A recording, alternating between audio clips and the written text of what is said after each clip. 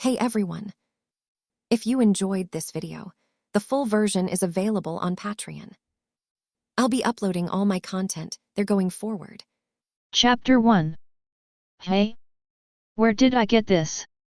Lin Chuan suddenly opened his eyes, the blinding sunlight causing him to squint instinctively. The view cleared, revealing a meticulously manicured, lush green lawn. In the distance stood rows of wire fences, A&D. A tennis court? Turning his neck blankly, he saw boys dressed in matching white and grey tennis uniforms. Carrying various professional tennis bags, they walked briskly, their faces displaying a range of expressions focused, excited, and happy. The air was thick with the unique scent of sweat, rubber, and grass, along with the resounding sounds of balls hitting the ground bang. Smack. Out. The crisp sounds assaulting Lin Chuan's ears. What did I get here? Is this still in Daxia? Lin Chuan muttered to himself, looking at everything before him. Suddenly, a strong sense of unfamiliarity and dizziness washed over me. I looked down at myself. I was wearing the same dark grey and white trimmed tracksuit. Beside his legs lay an open tennis bag, revealing yellow-green tennis balls and a racket wrapped in grip tape. Just as he was trying to make sense of this unfamiliar situation, a sharp pain suddenly shot through the depths of his mind. Wow, grass, a type of plant. He groaned, clutched his head, and his mind was instantly overwhelmed by countless chaotic fragments of images. That was a completely different life trajectory, Jiro Akutagawa. Third-year student at Hyote Academy Middle School. He comes from a wealthy family, his parents are successful business owners. Personality, casual to lazy, her greatest hobby is sleeping, and she can fall asleep anytime, anywhere. My second biggest hobby, is tennis? No, to be more precise, it's enjoying the thrill of volleying at the net, A&D. Admiring the dazzling skills of top players. The scene flashes rapidly, a luxurious bedroom, a living room overflowing with snacks, everyday life in Hyote's expensive school uniform, A&D. The tennis court. Swings, spins, incredibly precise net play, unbelievably flexible wrist rotation, the opponent's astonished gaze, A&D. The glamorous figure in the stands at Obkigo casts a look of helplessness mixed with indulgence. Hyote, tennis club, regular, number 2 player. The chaotic fragments of information finally began to piece together. Lin Chuan, or rather the soul currently occupying Akutagawa Jiro's body, was overwhelmed with shock. I remember falling asleep while watching Kuriko's basketball. How did I end up in the world of the Prince of Tennis? Good heavens, did you click the wrong portal? I was watching Kuriko's basketball before bed. Shouldn't I be in a world where basketball reigns supreme? Why am I in a world where tennis reigns supreme? Is this some kind of random twist of fate? After a profound sense of absurdity and a touch of annoyance at being mocked, what followed was an almost irrepressible, smug delight. He shook his head violently, trying to dispel the lingering stinging sensation so he could quickly process this legacy that had fallen from the sky. As a factory worker who used to work 12-hour shifts every day in the original world, squeezed to the point of barely being able to breathe, this compensation from transmigrating is more generous than I ever imagined. First and foremost, his identity Akutagawa Jiro. Hyote Academy. This is one of Tokyo's premier private schools for the elite. Being able to study here signifies a privileged family background and a certain social status. The incredibly spacious apartment in Salang's memory, the designer clothes hanging in the closet, the amount of pocket money, all silently tell this story. What does this mean? It means that Lin Chuan now he is Akutagawa Jiro will never again have to bow down for a meager living, never again have to endure the endless work on the death-defying assembly line and the nagging of his supervisor. Secondly, tennis. Although he thought those murder tennis moves were ridiculously exaggerated when he watched the anime as an observer in his previous life, in this world, it is a real sport with a supreme status. The original owner, Jiro, was a regular member of the Hyote Tennis Club, known as a genius volley player at the net. Even though he internally complained countless times that the character of Jiro in the original work was weak in the later stages, a fallen camel is still bigger than a horse. This tennis talent and his status as a regular player for Hyote High School represent enormous potential and social recognition. Brother, Lin Chuan silently murmured to the original owner of this body in his heart. Your life is, all you do is sleep and eat, then play ball. It's practically a godlike life. I don't know how you fell asleep, but thank you for giving me this opportunity. Greatness needs no words. Ci Lang's lips involuntarily curled into a relaxed and contented smile. Awesome! Escaping the shackles of a life of hardship, possessing a comfortable material foundation, and being able to experience this fantastical world of sports up close. Who else can match this start? However, this pleasant feeling didn't last 3 seconds before a harsh reality hit them. Jiro. Akutagawa Jiro. A clear, slightly anxious voice approached from afar, interrupting Jiro's thoughts. Looking in the direction of the sound, they saw a figure rushing over in a flurry of activity. Her signature pink bob, her short hair bouncing as she ran, and her big eyes were looking at him with a hint of helplessness and urging. Who, you fell asleep here again. Myukahi Gakuto ran quickly to Jiro, hands on his hips, panting. Wake up! Wake up! The internal ranking matches are about to start. The match schedule is all posted, hurry up and check it out. Adobe and the others are here. Internal, ranking matches. Ci Lang was still a little confused, but he seemed to have such a concept in his mind. The competition in Hyote Tennis Club is fierce, and the starting positions are not fixed. Regular ranking matches are held to determine the starting players and their qualifications. The competition is starting so soon? Oh. I see. Lin Chuan subconsciously imitated Ci Lang's lazy tone from his memory, responding languidly and then letting out a big yawn. This body seems to have an obsessive craving for sleep. Just a few minutes after waking up, that familiar, heavy drowsiness begins to surge up again.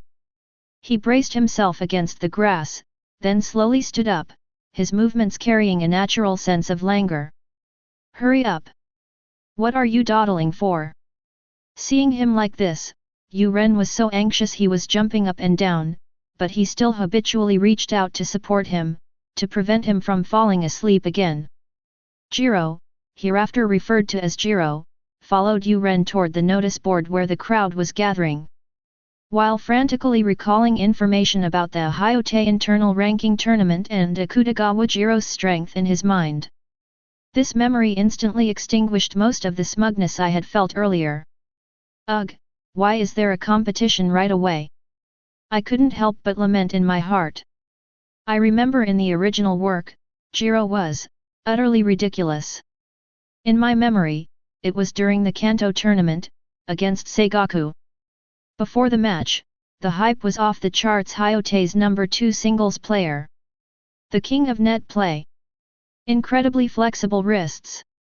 Prodigy. In short, every exaggerated description imaginable was used. And the result? He pooped a huge pile. When they encountered Fuji Siasuke from the main characters group, they were utterly crushed 6-1. They lost so decisively and cleanly, without any chance of fighting back. Later on, it was even worse. He was really looking forward to playing a match against Marui Bunta from Rikai University, so he asked Adobe to arrange a practice match for him. But, he actually fell asleep during the match. As for the U17 training camp and the subsequent World Championship, good grief, they've completely disappeared without a trace. That's quite a shock. The initial setup was so impressive, but the later performance was simply outrageous. Utterly outrageous. Alas, the future seems bleak, she sighed softly, feeling increasingly hopeless about the future. Having just transmigrated, I'm not even familiar with controlling this body yet, let alone the original owner's incredible tennis skills. If I go on stage later and get thrashed like a complete newbie, I don't even want to think about it. With his incredibly perceptive eyes, wouldn't Adobe have been able to spot something amiss with Akutagawa Jiro at a glance? What will happen? Sliced up for research? Forced to withdraw from the department? Just thinking about it sends chills down my spine. That's it. Suddenly, a thought flashed into my mind like a lifeline. System bro. Are you there? Come out and save me. As a seasoned online novel reader and anime fan, Salang is all too familiar with the trope of a cheat code that's standard for transmigrators. Isn't this the perfect time for the system to shine, issue newbie quests, give out generous gift packs, and turn the tide? He couldn't help but scream internally, System. Sign in. Panel. Stat points. Quests. Anything, please. System, please. Don't play dead. Did you go take a shower? Giving up at this crucial moment. However, no matter how much he called out, no matter how turbulent his heart was, the only response he received was the sound of the ball hitting the court, the noise, and the urging of his father-in-law beside him. My mind was completely silent. There were no cold, mechanical sounds, no visible panels, and no mysterious power descending from the sky. Salang's heart sank little by little. Sigh. He sighed silently, a huge sense of loss enveloping him. That's it, looks like it's just a simple soul transmigration, not even a beginner's gift pack. Hell mode activated. Shake your head, trying to dispel the feeling of frustration. But as my gaze swept over the impossibly luxurious tennis court facilities, feeling the weight of my expensive school uniform, and recalling the spacious and bright home I remembered. Garlic bird, one should know contentment. At least I was born with a silver spoon in my mouth and never had to worry about food or clothing. Living a carefree life as a rich kid, hanging out at the Hyote Tennis Club and watching those murderous tennis matches up close, doesn't seem so bad. Tezuka's Zero Style, Adobe's Waltz of Destruction, Fuji's Triple Counterattack, Sonata's Wind, Forest, Fire, Mountain. This is way more exciting than watching it on TV. It's like buying a lifetime VIP front row ticket. Thinking about it this way, I felt much more at ease. As for the competition, let's take it one step at a time. If all else fails, I'll just go back to sleep. With this what's done is done, and if things don't work out, I'll just give up mentality. Jiro finally squeezed his way to the bulletin board with Yuerin. The huge match schedule was densely filled with names and matchups, spanning a week. Salang's gaze swept quickly across the room, searching for his own name. Just as I expected. When he saw his place on the list, Jiro felt nothing, and even wanted to laugh a little. As the number 2 figure of Hyote in the original setting, although the accuracy of this claim is questionable, his name Jiro Akutagawa appeared prominently at the very top of the rankings. The schedule clearly shows that he needs to defeat several unfamiliar teammates, whom he considers basically minions, then he will encounter Yuushi Ashitari, and finally, without a doubt, he will face the Emperor of Hyote, Kigo Adobe, in the final ranking match. Tisk tisk tisk, the script's already written. He scoffed. Looking at the week-long competition schedule, Salang finally felt a little more at ease. At least there are a few games ahead, giving him time to familiarize himself with this body and figure out what the so-called king of net play really is. As for Yuushi Ashitari? That difficult old fox, we'll see about that later. As for Adobe, well, we'll see when the time comes. If all else fails, we can just strategically sleep. The original owner of this body often did that anyway. As I pondered, that intense, irresistible weariness swept over me once more. My eyelids seemed to be fighting, opening and closing heavily. The brain's thinking becomes viscous and slow. The body's biological clock, or rather, its sleep god instincts, seemed to be overloaded after the shock of time travel and memory fusion. Yakuto. Jiro's voice was thick with nasal tone, his eyelids were already closing, and his body was swaying slightly. That's enough. I've finished looking at the list. I'm sleepy. I can't take it anymore. Hey? Hey! Jiro! You! Before Ren could react, he saw Jiro, as if sleepwalking, turn around and leave the crowd, swaying towards a sunny corner with thick, soft grass at the edge. Sleep for a while. Jiro mumbled incoherently, when it's my turn in the competition, remember, wake me up. Before he could finish speaking, he suddenly plopped down on his side on the comfortable grass with a thud.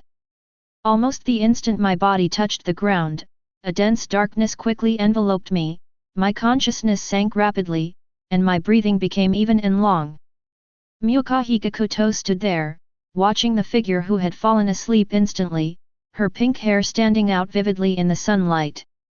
He sighed helplessly, rubbing his forehead, and let out a long, resentful sigh. This guy, really? Ranked matches are so important. Oh well, it's not the first time anyway. He shook his head resignedly, but instead of leaving, he found a place to sit down not far from Salang. He took out his racket and wiped it, his gaze occasionally glancing at the sleeping figure, fulfilling his duty as a human alarm clock. Huff, huff. A soft snore filled the air. Akutagawa Jiro, or rather, Hayashikawa, had already drifted into his first dream since transmigrating. Chapter 2. The afternoon sun filtered through the tall trees beside the Hyote Academy Tennis Club's training court, casting dappled shadows. The sounds of balls being struck, footsteps running, and the occasional cheers or sighs on the court intertwined to create a picture of youth. On the soft grass beside the court, Jiro Akutagawa, a third-year regular player at Hyote Academy Junior High School, was curled up in a posture that seemed to be isolated from the world, emitting soft and even snores. Gakuto Miyukahi sat next to him, his eyes fixed on a fierce practice match taking place on the field, occasionally uttering short comments like "good shot," or "what a pity." He was already used to Jiro's special skill of falling asleep anytime, anywhere, and as long as he didn't roll into the field and get in the way, he let him be. However, in this seemingly peaceful moment of slumber, a cold, emotionless, yet strangely penetrating mechanical synthesized voice suddenly resounded deep within Jiro's consciousness. A suitable host has been detected, and the system has awakened. Host identity confirmed, Jiro Akutagawa, Lin Chuan, third-year student at Hyote Academy Junior High School, regular player in the tennis club. Basic 5D data scanning. Speed, 4 strength, 3 stamina, 2 technique, 4 mental strength, 1 total of 5 dimensions, 14. Skill pool scan, quick volley at the net, LV1, able to react instantly and intercept the opponent's return shot. Special status, awakening mode, LV1, when encountering a strong opponent, enters a brief state of clarity, temporarily boosting speed and technique to level 5, but increasing stamina consumption.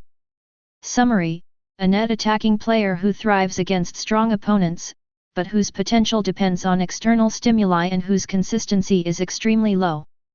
Current state: deep sleep, passively slacking off. Accompanied by this clear voice broadcast, beneath Salang's tightly closed eyelids, instead of complete darkness, a deep blue light screen suddenly unfolded. In the center of the light screen, a chibi version of him was fast asleep, with all the information that had just been broadcast clearly listed next to him, including the glaring mental strength, 1 and the rather meager skill description.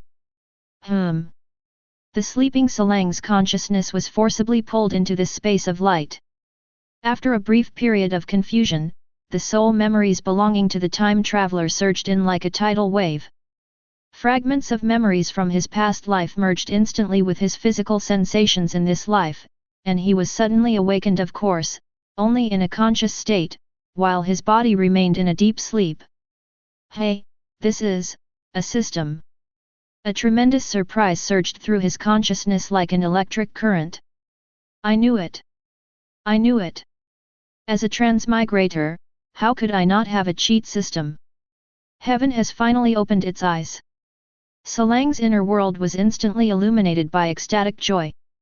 He cautiously glanced at Yu Ren beside him with his consciousness, and after confirming that the other's attention was completely drawn to the competition, he confidently immersed all his mind in the magical blue light screen in his mind. Excitedly examining his assets, however, when his gaze swept over the meager total 5 dimensions, 14 and the 2 skills that looked like they were cobbled together by a temporary worker, Salang's inner elation was quickly cooled down as if doused with a bucket of cold water. What are all these? He couldn't help but mentally scream, these 2 things can be called skills. Quick interception at the net? Isn't that just the instinctive reaction of the original owner's talent? And this awakening mode sounds pretty impressive. So, the idea is to give them a little taste of success early on, force a sudden burst of power, and then have them get completely crushed by their opponents, especially that genius Fujisasuke, to highlight their superiority, right? It's utterly ridiculous. With stats and skills like that, how did they even become Hyote's second best player? No wonder Ryoma, the protagonist of the original work, was able to sink Hyote, this seemingly magnificent aircraft carrier, as soon as he arrived at Seigaku. Their roster was just too mediocre. Add to that the original owner's insatiable sleepiness, and it's perfectly reasonable that he was completely forgotten later on. The more he looked, the more disheartened he became. Speed and technique could briefly reach 5 in awakening mode? Sounded good, but stamina was only 2, and mental strength was a pitiful 1. What does this mean? It means it's like an old, unreliable phone, unstable performance, poor battery life, and prone to crashing. No matter how strong the explosive power, it can only be a flash in the pan, it cannot last, and it is even less able to control the overall situation in a top-level duel. His mental strength of 1 is a fatal weakness, meaning that he is practically a blank slate when it comes to willpower and stress resistance. No. Absolutely not. Salang's consciousness clenched his fist in the light screen space. Since God, or the system, has given me a chance to start over. It even comes with a cheat code, so I absolutely can't repeat the same mistakes. I want to change. I want to become stronger. I want to stand at the pinnacle of this tennis world. I'm going to be the ultimate show-off later on, becoming the king of kings in this world. An unprecedented ambition surged within me. Complaints aside, the arrival of the system itself is the greatest hope. System, he tried to communicate telepathically, introduce yourself. A cold, mechanical voice immediately responded. This system is a work and slack system. Core rule, as long as the host is in the system-determined work mode and performs actions that conform to the definition of slacking off, they will accumulate slacking off points. These points can be used for system lotteries or to directly enhance the host's various attributes and skills. A part-time job / slacking off system. Jiro's consciousness nearly stumbled. Wait. System daddy. System grandpa. Don't joke around. What's my identity now? A transmigrator. The Hyote regular player from the Prince of Tennis world. My goal is the stars and the sea, oh no, I mean the 4 Grand Slams. Working is out of the question, I'll never work in my life. I can only make a living by playing tennis. Honey system, you're kidding me, aren't you? The host need not be impatient. The system's definition of the concept of working is highly inclusive. The system seemed to sense his frustration and explained. The host's identity as a tennis player, as well as their tennis training, matches, and related activities, are all considered working by the system. Under this status, any behavior that meets the conditions for slacking off will trigger the system's reward mechanism. Holy crap! Jiro's consciousness couldn't help but roll its eyes, if consciousnesses had eyes. Your explanation, it's even more outlandish than the river god. You can play with concepts like that? Okay, you win. As long as I can become stronger, I'd be willing to work on Mars. He reluctantly accepted this situation, then remembered something crucial, right? What about the newbie gift pack? System, you can't embezzle it. This is a basic perk for transmigrators. New player gift packs are being distributed. Obtained, 1x10 pull gotcha ticket. Beep. Current host behavior detected, deep sleep next to the training field during an internal team practice match. Behavior assessment, highly consistent with the definition of slacking off. Achievement completed, first time taking a break.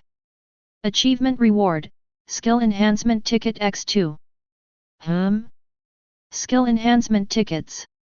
Looking at the 2 extra virtual cards shimmering with silver light besides the gotcha tickets, Jiro asked curiously, System, what are these enhancement tickets? Can't we enhance with slacking points? Skill enhancement tickets are a rare system resource, usually obtainable only through lotteries. Their value far exceeds that of regular fishing points. Function, it can directly enhance the host's existing skills to their theoretical final form, breaking through the limitations of conventional upgrade paths and ignoring skill bottlenecks. The system's explanation was concise and powerful. Holy crap! Awesome! CI Lang instantly understood the value of these 2 silver cards. Instantly max level. Ignoring all bottlenecks. This is practically cheating. System. Stop dawdling. Draw a prize. Now. Immediately. Use a 10 draw ticket. Behold my divine intervention, changing the world and defying fate. As he gave the command, the blue attribute light screen in his mind vanished like a shattered mirror. Instead, there were 10 small gift boxes shimmering with a soft pink light. They floated quietly in the consciousness space, their packaging pink and even adorned with cute bows, creating a stark contrast to the dazzling, special effects-laden lottery scene that Salang had imagined. Jiro's consciousness fell into an eerie silence. He looked at the 10 uniquely designed, girly pink gift boxes and couldn't help but twitch his lips. System, isn't your lottery pool a bit too bizarre? It feels even more unfathomable than Jack Ma's schemes. No wonder you didn't respond for so long when I called you at first. Were you hiding backstage taking a shower or something? He couldn't help but complain again. The gift pack contains items, abilities, and skills from all dimensions and planes within the host's cognitive range. The draw results are completely random, with no guaranteed rewards. The quality of the rewards is unrelated to the appearance of the gift pack. A reminder, if the host continues to make unfounded assumptions about the system, such as taking a bath, the system will initiate the unbinding process. The gift pack is opening automatically. Holy crap! No. No. No. Dad. I was wrong. I was just joking. Please, have mercy. Open. Open now. The system's deadly threat of unbinding instantly extinguished all of Salang's desire to complain, terrifying him to the point of utter panic. Without the system, with only this initial stats and his tendency to sleep, he could already foresee his tragic fate of continuing to be a background character in the world of Prince of Tennis. The pink gift box silently bloomed in the consciousness space, emanating rays of light, some strong, some weak, some ordinary, some strange. Immediately afterwards, a semi-transparent virtual list rapidly scrolled and refreshed before Salang's eyes. Congratulations, host, you have obtained the following items. Northeast Rain Sisters Slippers, Limited Edition, X1, a pair of flip-flops with a strong regional flavor. They seem to have some suspicious mud stuck to them. Rating, Physical Attack +0, Mental Pollution and Max Passive Skill. When worn, there is a small chance to trigger the "what are you looking at" aura. Carbonated soda, grape flavor, X2, an unremarkable thirst-quenching drink. Evaluation, restores a small amount of stamina and slightly increases mood. 12-handed tennis shoes, battle-tested, X1, a pair of weathered tennis shoes, with severely worn soles, exuding the fragrance of time. Rating, speed -1, risk of sprained ankle, durability, fading away. Skill scroll, Tezuka domain, beginner level of selflessness, X1, a spinning ball of energy emitting a pale blue glow. Rating, S rank skill. Once mastered, it allows you to manipulate the spin of all balls within your own court domain, forcibly guiding them to a predetermined position. One of the ultimate tennis techniques. Physical enhancement voucher X1, a phantom card flowing with golden liquid. Rating, SS rank resource. Directly, comprehensively, and without side effects enhances the host's basic physical attributes and 5-dimensional potential. Eye of Talent, Emperor's Eye, Seijuro Akashi version, X1, a floating, illusory eyeball, like a piece carved from the purest ruby. Its interior seems to contain a swirling galaxy, possessing a terrifying power to see through everything and control the future. Evaluation, Ultimate Talent. The ultimate eye that surpasses the limits of dynamic vision.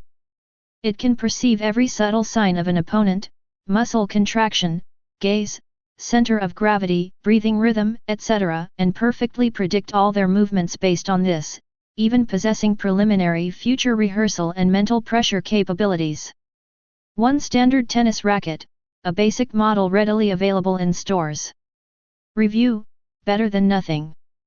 100% cotton short sleeve t-shirt, white, X1, basic style. Review, sweat wicking and breathable. Black stockings, one size fits all, X1, a lone pair of stockings. Review, purpose unknown. Perhaps it can be used to increase friction on a tennis racket? Not recommended by the system. Chapter 3. After the list finished scrolling, Jiro's consciousness seemed to be paused. The speechless disdain and disgust from the previous items were still written all over her face. But when the pale blue glow of Tezuka's domain and the phantom of the Emperor's Eye, a crimson gem containing an endless ocean, came into view, time seemed to truly stand still. Tezuka domain. That domain that's said to be able to exhaust your opponent to death. Jiro's heart suddenly raced. This is already a divine skill that is enough to place him among the top players in the country. However, when his gaze finally locked onto that ruby eyeball that exuded an indescribable sense of oppression, a chilling feeling from the depths of his soul instantly swept through his body. The Emperor's Eye. It's Akashi Seijuro's eye. Jiro's consciousness trembled uncontrollably, almost unable to believe his eyes. That ultimate talent, the one who reigns supreme on the basketball court, able to see through every move, predict the future, and even crush an opponent's will with a single glance. Confirmed. Emperor's Eye, Akashi Seijuro version, is the ultimate talent item obtained from this lottery. It will undergo painless fusion modification soon. Do you accept? To Salang at that moment, the cold, mechanical sound was nothing short of heavenly music. Yes. Accept. Immediately. Right now. Begin the fusion. Overwhelming ecstasy overwhelmed his reason, and Jiro practically roared out the command in his consciousness. This intense surge of mental energy even affected the physical body in reality. Salang. What are you doing? What beginning? What terrifying thing did you dream about? Gakuto Myukahi, who was standing next to him, was so startled by Jiro's sudden rambling in his sleep that he almost jumped up and nudged him in confusion. Hey? Ah. I'm sorry, Yu Ren. Si Lang suddenly woke up, opening his eyes in reality, his face still flushed with excitement and a little embarrassed. He quickly scratched his signature curly hair and gave a vague explanation. And nothing. I had a, well, rather intense dream. I dreamt I was being chased by monsters. Haha. He chuckled dryly, quickly lay back down on the grass, closed his eyes, his heart still pounding excitedly in his chest. Fuse. System. Fuse with the eye of the Heavenly Emperor immediately. Salang screamed in his heart the moment he lay down. Beeb. X-level talent Emperor's Eye, Akashi Sejuro version, fusion process initiated. Fusion in progress. 10%. 50%. 100%. Fusion complete. The system's prompts are quick and efficient. Salang held his breath and focused intently on the sensation. Damn, that's it. That was fast. I didn't even feel a thing. Somewhat bewildered, I opened my eyes to reality again, subconsciously turning my eyeballs to look around sunlight, tree shadows, the sports field, running figures. It seemed no different from before. System? System? Master. He tried calling out, but received no response. It had probably gone into standby mode again. Never mind, let's watch the game first. Maybe we need to trigger something. Jiro turned his gaze back to the center of the field, where two junior substitutes were engaged in a high-intensity attacking drill. For the first few seconds, the view seemed normal. However, just as his attention was completely focused on the swing of one of the players. Buzz. The world, in his eyes, was suddenly analyzed and reorganized.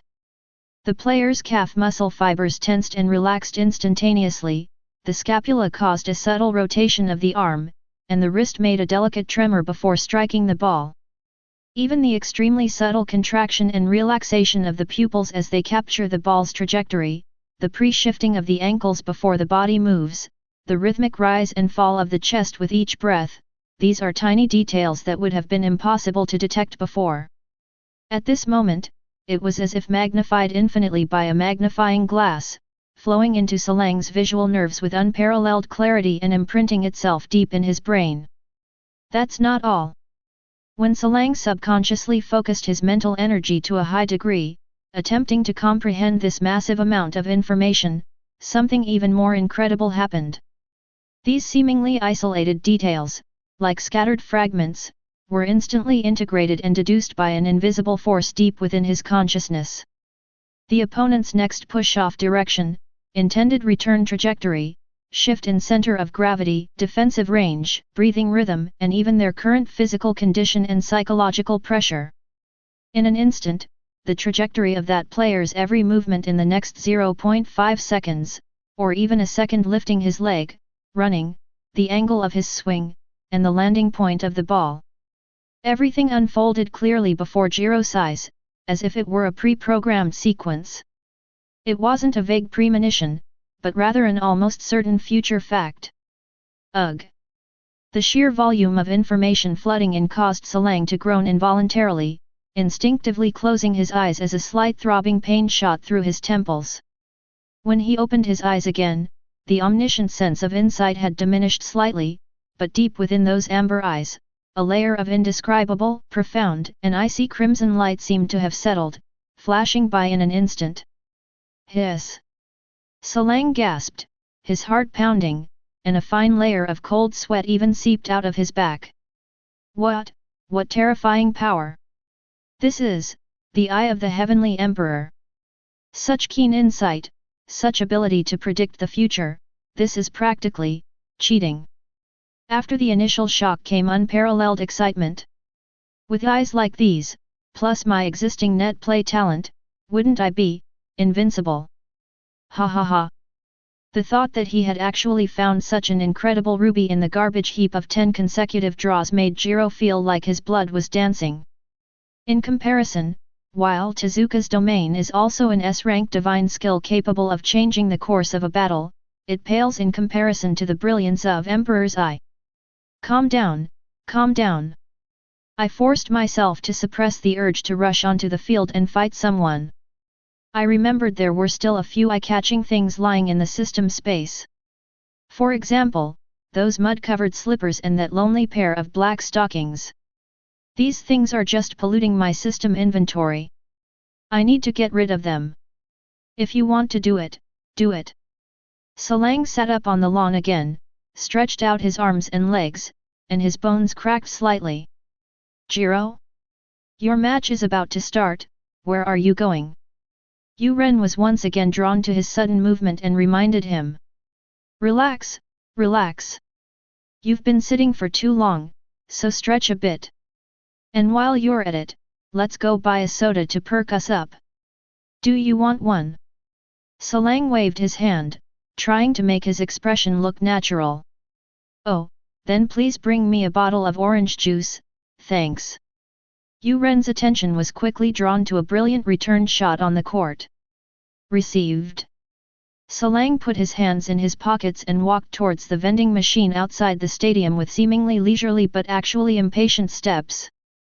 Walking to a secluded corner, he quickly used his mind to take the Northeast Rain Sisters slippers, limited edition with pie, the 12-handed sneakers, battle experienced, and the black stockings, one size, of unknown purpose from his system space. Actually, he materialized them next to the trash can in a way that no one else could detect. Then, like throwing away trash, he quickly stuffed them into the trash can with a look of disgust on his face. Phew, out of sight, out of mind. Having solved the source of pollution, Salang felt refreshed. He bought a can of ice-cold soda, grape flavor, and a can of orange juice from the vending machine and turned to walk back. Holding the cool soda can in his hand, the slightly chilly touch made him even more alert. Walking under the shade of the trees, Jiro silently repeated in his mind, System, use the Body Foundation Enhancement Ticket to fuse with the Tezuka Domain Skill Scroll. Ding! SS Level Resource Body Foundation Enhancement Ticket successfully used. Beginning comprehensive enhancement of the host's basic physique and potential. A gentle yet immense surge of heat instantly welled up from deep within Salang's limbs and bones. It felt like soaking in a hot spring, or like countless tiny electric currents washing over every inch of muscle, bone, tendon, and even nerve endings. Salang could clearly feel his strength quietly increasing, and his sense of lightness in his body improving. Cardiopulmonary function also seems to have improved, and breathing has become stronger and more powerful. More importantly, an unprecedented sense of control over one's own body arises spontaneously. Enhancement complete. Host's 5 basic attributes have been comprehensively improved: speed +1, strength +1, stamina +1, technique +1, mental strength +1. Current 5 attributes: speed, 5, strength, 4, stamina, 3, technique, 5, mental strength, 2 total 5 attributes, 19. Potential cap increased. Ding!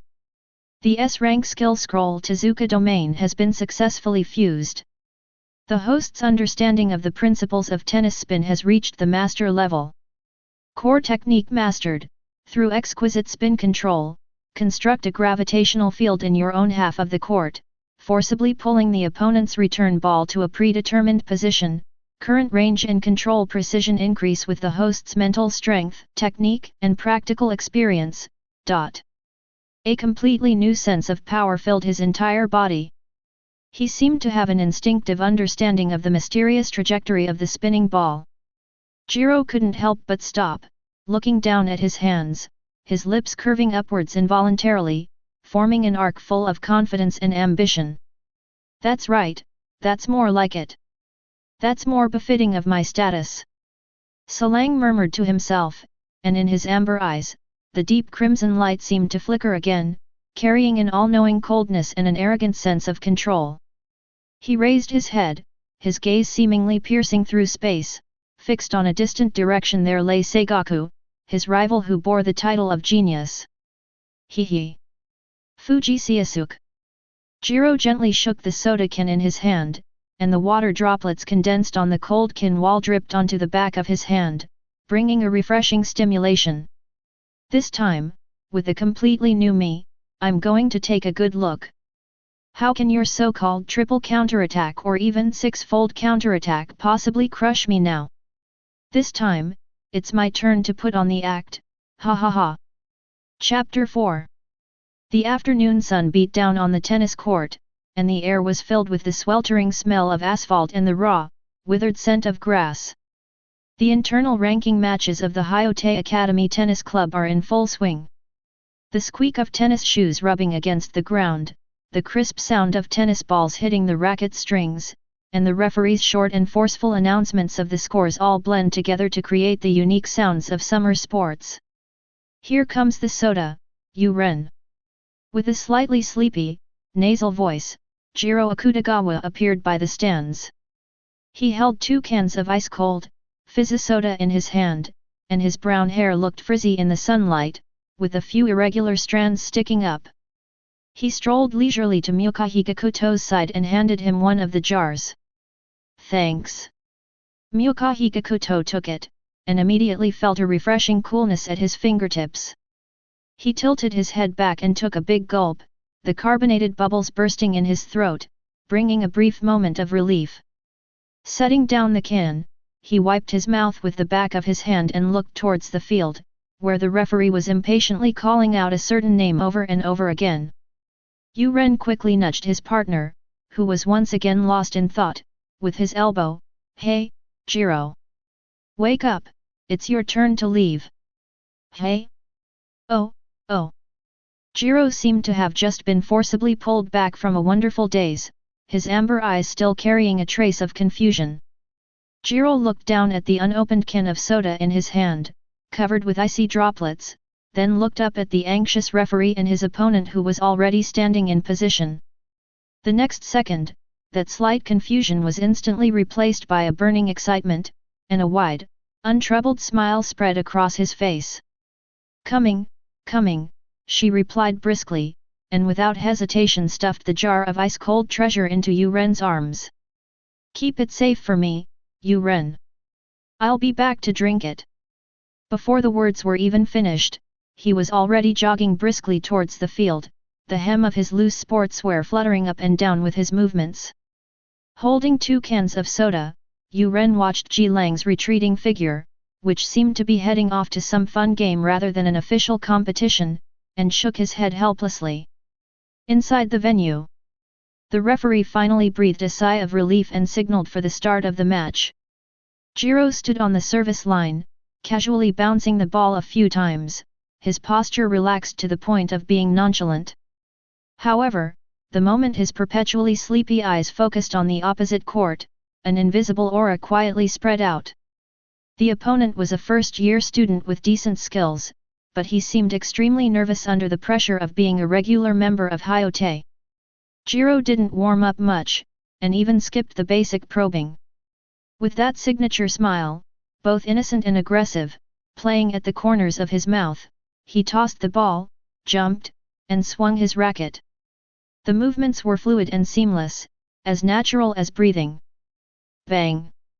A deep, resounding roar tore through the air. The small yellow sphere transformed into a golden streak that was almost invisible to the naked eye. With intense spin and terrifying speed, it slams precisely onto the outer corner of the opponent's service court, then bounces violently at an extremely tricky angle, hurtling straight out of the court. Ace. 15-0.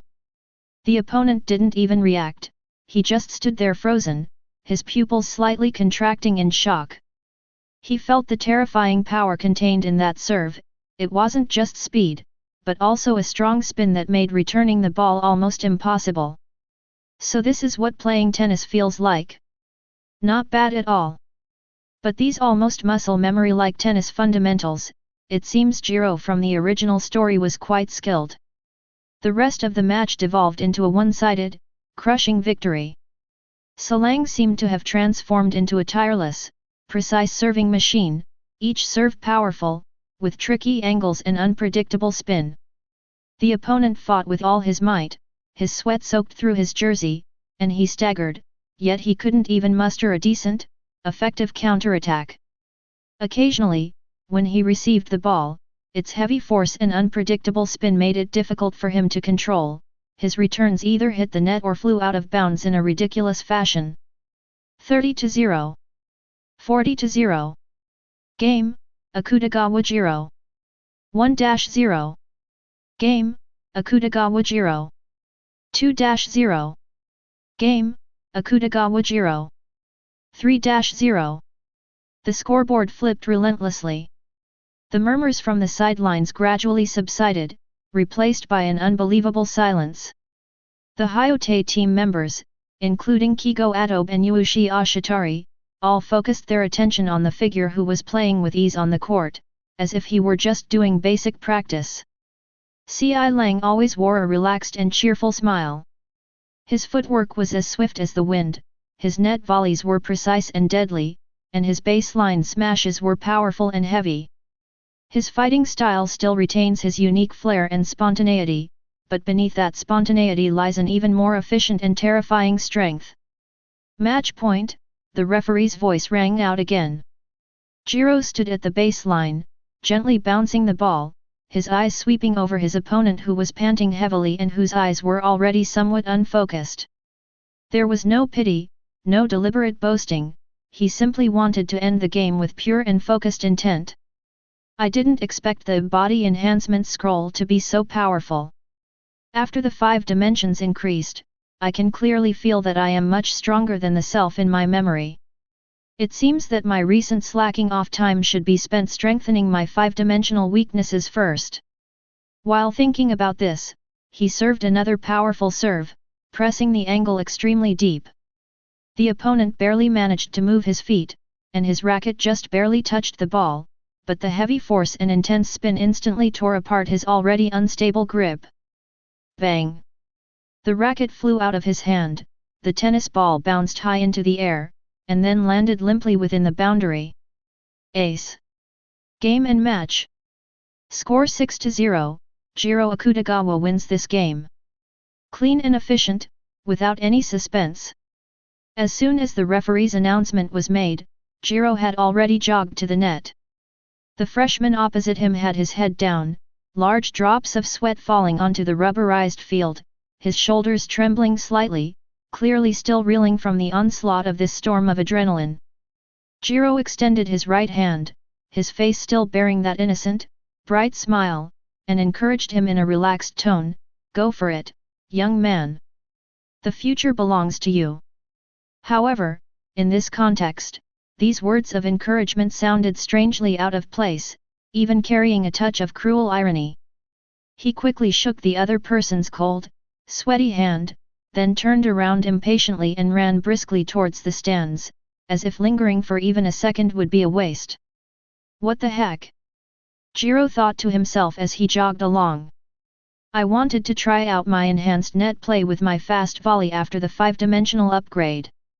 But I couldn't return the serve, and my returns were weak and threatening. What's the point of playing like this? It's even more boring than warm-up exercises. His inner world was buzzing with excitement, but all of this was perfectly concealed by his sleepy face. In no time at all, he returned to the shadows of the stands next to Yu Ren. Yu Ren was holding the 2 cans of soda, watching him run closer with a complicated expression. My ice-cold soda. Salang grinned and reached out, precisely pulling his own can from Yu Ren's arms. The ice beads on the surface of the soda had decreased significantly, but it was still icy cold to the touch. Without caring whether the grass was clean or not, he leaned back and comfortably settled into the soft grass. The moment his back touched the cool grass, he let out a long, satisfied sigh. "Ah, that feels so good, lying down is definitely the best." With a practiced snap, I pulled the tab, tilted my head back, and took a big gulp. The cool liquid slid down my throat, dispelling the summer heat and the light sweat from the brief activity, and a feeling of happiness welled up inside me. Myuka Hikakuto did not drink his soda immediately. Sitting beside him with her knees drawn up, her sharp gaze fell on Salang's languid and content profile, as if trying to discern something beneath that sleepy facade.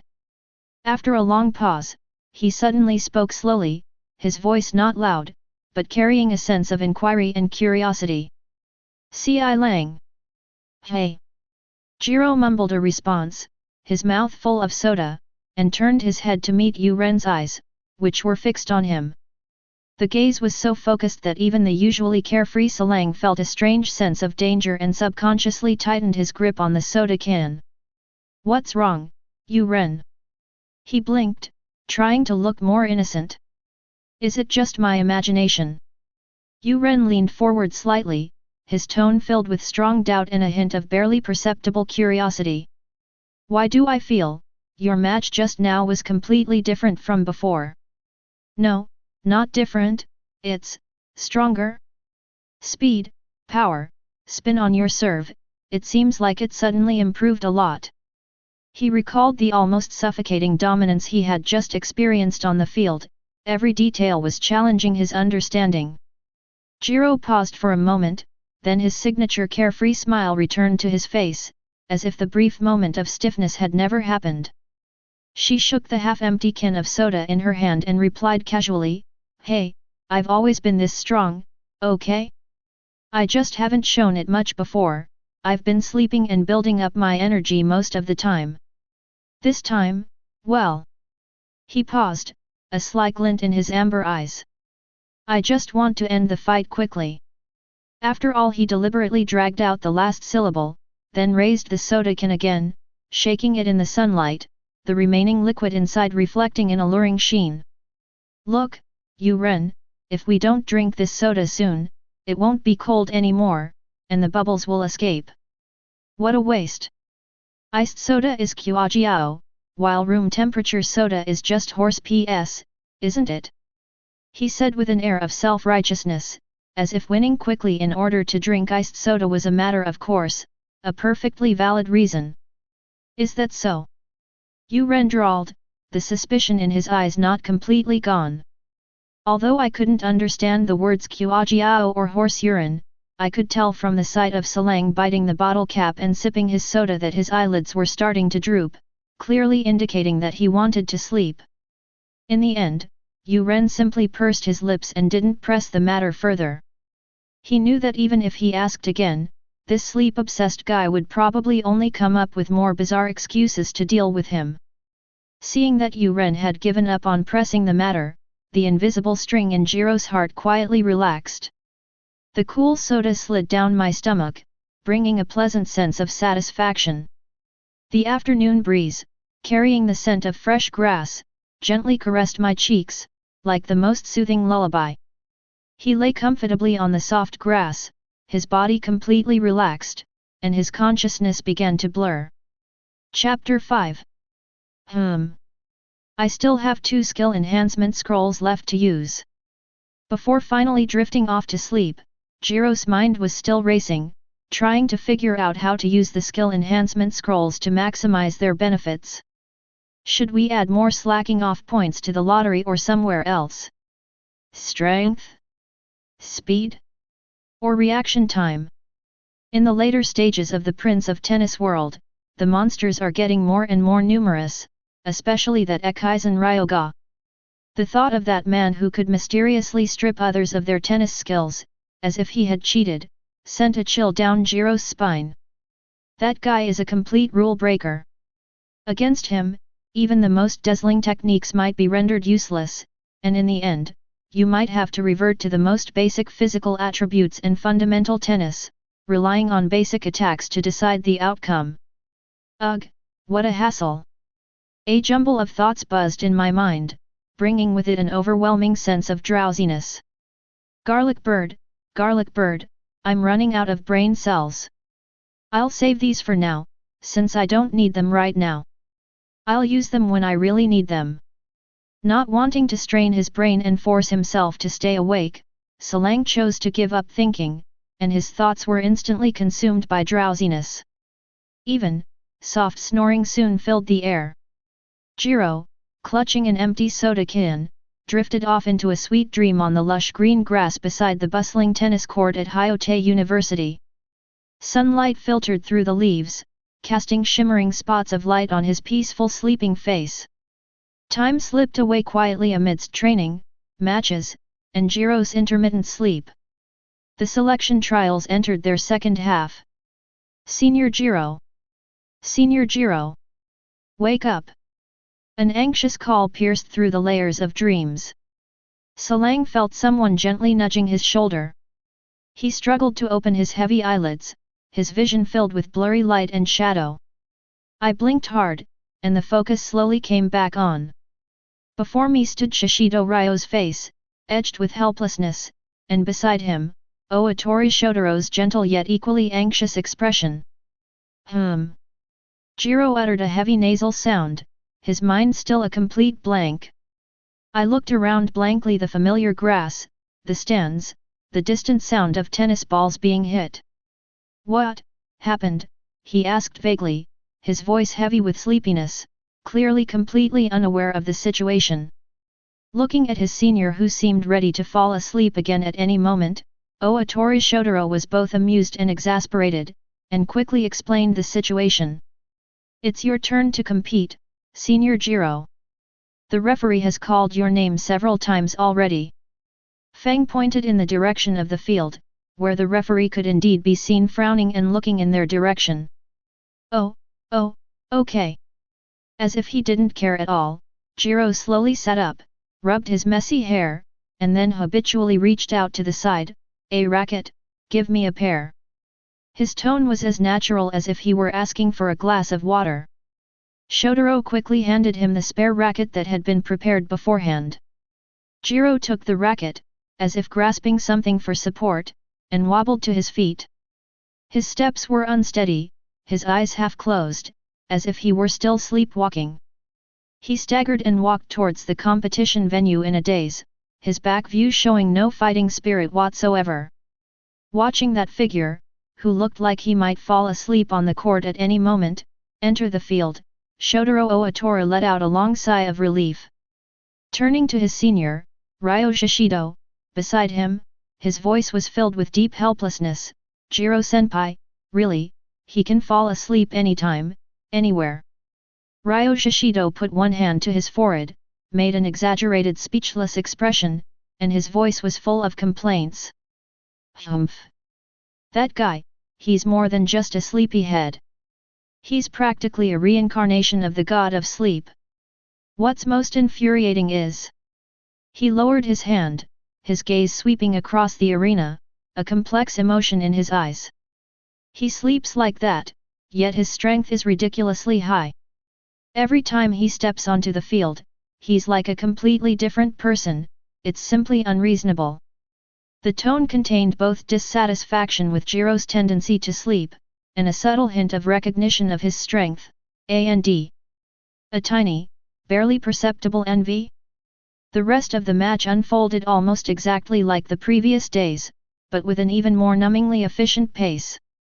Game 6-0. Jiro Akutagawa wins this game. Game 6-0. Jiro Akutagawa wins this game. The scoreboard coldly announced the result, which was never in doubt. No matter who the opponent is or what strategy they employ, Jiro is like a precisely programmed machine, though he appears lazy, and once he steps onto the court, his dormant power awakens instantly. His serves remained as powerful as cannonballs, his returns were precise and heavy, his volleys at the net were as fast as lightning, and his footwork was so swift that it was completely different from his usual lazy demeanor. The match time is getting shorter and shorter, and the efficiency of ending the battle is astonishingly high. As soon as the game ended, he was like a power source being pulled out. He immediately sought out the nearest patch of grass, a bench, or even clean grandstand steps, and collapsed into bed. The task of waking him up fell to his teammates who hadn't yet had their turn to play or whose matches had already ended. Shishido, Oatori, occasionally Hyojiwaka, or even some passing player. Everyone was already used to this, and they even made bets in private about where Jiro would fall asleep next and how many minutes it would take to wake him up. Hey, Atobe, did you see that? Jiro's fight today only lasted less than 15 minutes again. High in the stands, Yuushi Ashitari adjusted his signature frameless glasses, his sharp gaze sweeping over Jiro Akutagawa, who had just finished his match and was yawning as he walked towards the grass by the sidelines. He then spoke to Kigo Atobe beside him. His tone was calm, yet carried a subtle hint of gravity. Kigo Atobe stood tall and straight, his hands in the pockets of his white sweatpants. Those incredibly perceptive, icy blue eyes were now fixed firmly on Salang, as if trying to pierce through his languid facade and see his true nature. The sunlight outlined his handsome and proud profile.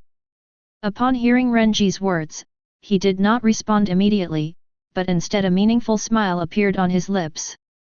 Ah, Adobe finally let out a soft, magnetic hum after a moment, his gaze still fixed on the figure who had already found a shady spot on the grass and was now lying down comfortably. I've noticed. Jiro's match time is definitely getting shorter and shorter. His voice wasn't loud, but it carried a sense of certainty that he had a firm grasp on the situation. The efficiency is a bit unusual. It was almost like, he paused, seemingly searching for a suitable adjective, rushing. In a hurry. Shinobu raised an eyebrow slightly, somewhat puzzled. Adobe nodded affirmatively, his gaze deep. It's like completing a task that must be done but isn't worth investing too much energy in, which is why he eliminates obstacles in the competition as quickly as possible and then immediately returns to his more important matters. And this more important thing was obviously sleeping. This realization made Adobe both annoyed and amused, but it also deepened his interest.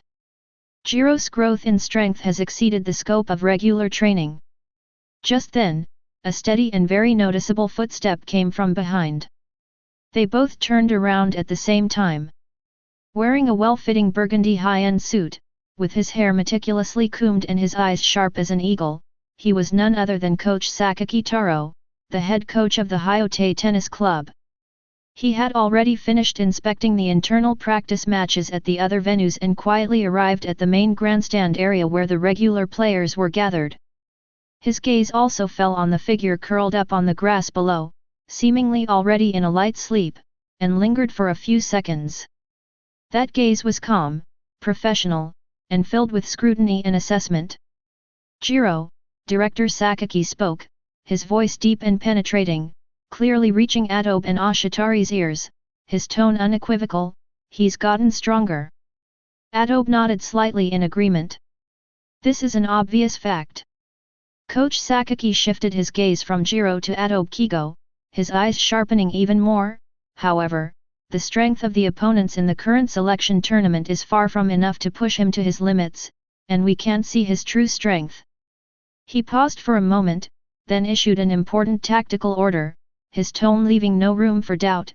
Tomorrow, I will personally attend his match against Ashitari. Upon hearing this, Yuushi Ashitari's gaze behind his glasses instantly became incredibly focused and serious. Facing Jiro? That will definitely be a tough battle. Especially with Jiro's current state being a mystery and his strength unfathomable. Coach Sakaki's gaze finally settled on Kigo Adobe, carrying the expectation and pressure typical of an elder placing high hopes on a junior. The final day, your final match against Jiro. He raised his voice slightly. Kigo, you need to be mentally prepared to give it your all. I need to see a match that truly measures the current state of both of you. His words were concise and powerful, without any unnecessary words, yet they clearly conveyed his requirements and expectations. This final must serve as a litmus test. After saying that, Director Sakaki said no more, and glanced one last time at Jiro on the grass below. Then, with a swift turn, he strode confidently away from the stands, leaving behind an invisible pressure. The air seemed to quiet down for a few seconds, with only the faint sounds of tennis balls hitting the ground and the clamor of the audience in the distance. Ashitari adjusted his glasses and looked at Adobe. It seems the coach takes this very seriously. Adobe Kigo's lips curled into that meaningful smile again, even more pronounced than before, carrying the excitement of meeting a worthy opponent and absolute confidence. His icy blue eyes flashed with a fiery light, and a fleeting glint of icy blue coldness flashed deep within them. Oh? It seems. Adobe's voice was filled with a smug interest as he turned his gaze back to the brown-haired boy who was fast asleep under the shade of a tree. That guy, Salang, secretly prepared a rather nice surprise for me. His long, slender fingers habitually touched the alluring beauty mark at the corner of his eye, his smile confident and radiant. Chapter 6. The afternoon sun lazily filtered through the tall greenery of Hyote Academy, casting dappled shadows on the clean asphalt road. The hustle and bustle of a day's classes slowly subsided, and a languid tranquility permeated the campus. Jiro Akutagawa, the infamous sleepyhead regular player of the Hyote Tennis Club, was yawning as he slowly walked towards the tennis club. The light tennis bag on his shoulder swayed gently with his steps, as languid as its owner. Achoo! Another huge yawn almost made him fall backward, and a tear even welled up in the corner of his eye. Rubbing his sleepy eyes, a clear command arose deep within his mind. System, open the current panel. A virtual screen, glowing with a blue light and visible only to him, instantly appeared before his eyes. Host, Jiro Akutagawa. Affiliation, 3rd year regular player of Hyote Academy Tennis Club. Current 5 dimensions. Speed, 5. Strength, 4. Stamina, 3. Technology, 5. Mental strength, 2. Total of 5 dimensions, 19. Current skill, Tezuka Domain, located at the eye of the storm. Tezuka uses precise rotation to create an invisible gravitational force, attracting the opponent's return ball to his controllable range. Quick volley at the net, LV.1 with keen intuition and reflexes, you can react instantly at the net and accurately intercept your opponent's return. Special state, Awakening Mode, LV.1 when stimulated by a strong opponent, briefly enters a highly focused and clear state. Speed and technique are temporarily boosted to the level 5 limit, accompanied by a sharp increase in stamina consumption. The Emperor's Eye, special the ultimate eye of insight that surpasses the limits of dynamic vision. It can capture every subtle sign of an opponent, muscle contraction, gaze placement, shift in center of gravity, breathing rhythm, etc., thereby perfectly predicting all their movements. It possesses a preliminary ability to predict future scenes and contains a faint aura of mental pressure. Overall assessment, aspiring to be a near-national level player. Possesses exceptional control and natural intuition in tennis, with outstanding technical skills. However, suffers from severely insufficient stamina and a lack of mental consistency, making them highly vulnerable to defeat in prolonged matches against evenly matched opponents. Remaining slacking off points, 3. Note, slacking off points are extremely difficult to obtain. The system comprehensively considers the frequency of slacking off behavior, the duration of each instance, the depth of sleep quality, must meet the system's high-quality slacking off standard, and the importance of the occasion, such as a competition or other high-quality occasion where successful slacking off can earn an additional percentage bonus. The host, thanks to their exceptional talent for achieving deep sleep anytime, anywhere, has painstakingly accumulated these 3 points through tireless effort, mainly by sleeping during various training sessions and competitions. Please cherish this resource. Space items, soft drinks 3, skill enhancement scrolls 2. With his gaze fixed on the glaring words half-step national level player, Salang felt as if an invisible fishbone was stuck in his throat, making him extremely uncomfortable. He clearly possesses a more luxurious skill set than Tezuka Kunimitsu in the original work Tezuka Zone, the overpowered Emperor's Eye, and the agile wrist and volleying instinct left to him by the original owners. So why is he stuck in this awkward half-step predicament, unable to overcome that hurdle? Brother Tongzi! Salang almost wailed in his mind. Come out here. Give me an explanation. Why am I still stuck with this pathetic half-step? Back in Tezuka Kunimitsu's day, just Tezuka Domain was enough to make him a national level player. And me? I have Domain plus Emperor's Eye, plus my wrist so nimble it could embroider, a magician who can intercept at the net. He paused for a moment, then looked at the evaluation again, it was still full of flaws.